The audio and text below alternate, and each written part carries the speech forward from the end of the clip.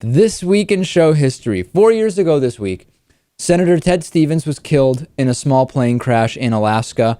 I was at the time worried about an upcoming small plane flight, which fortunately was fine.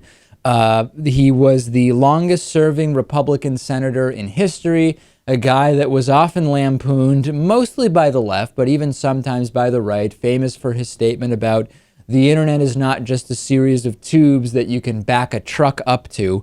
Lewis, now when you think back to that particular crash, my recollection is that it wasn't a bigger deal at the time. A bigger deal? You mean? I mean, just the death of the senator? Yeah, in a plane crash. Yeah, I mean, at the time it was reported, but the reports were almost understated in a way.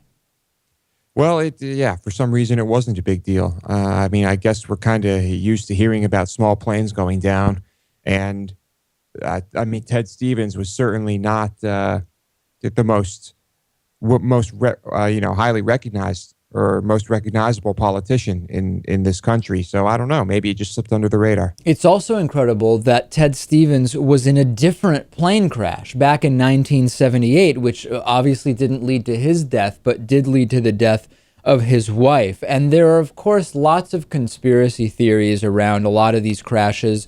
The more prominent ones, of course, are the ones that involve foreign politicians, heads of state, etc.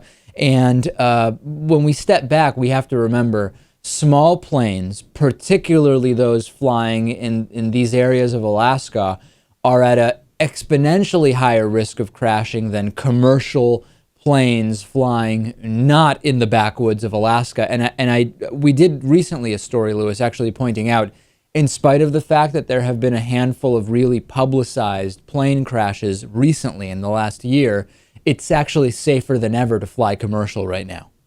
I would feel much weirder about flying in one of these tiny little planes because these are the ones that go down all the time. And I don't know. I still think I would try to avoid these small planes at all costs. Would you?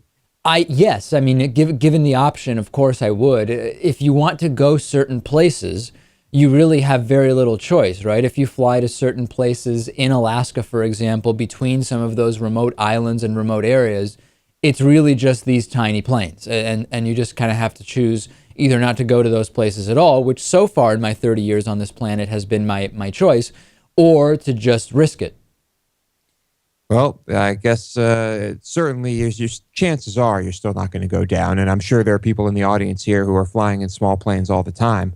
But I don't know, it freaks me out. Just think, every commercial airline pilot at some point started in a small plane, albeit not necessarily in conditions like those that are common in the bush flying and mountain flying of Alaska.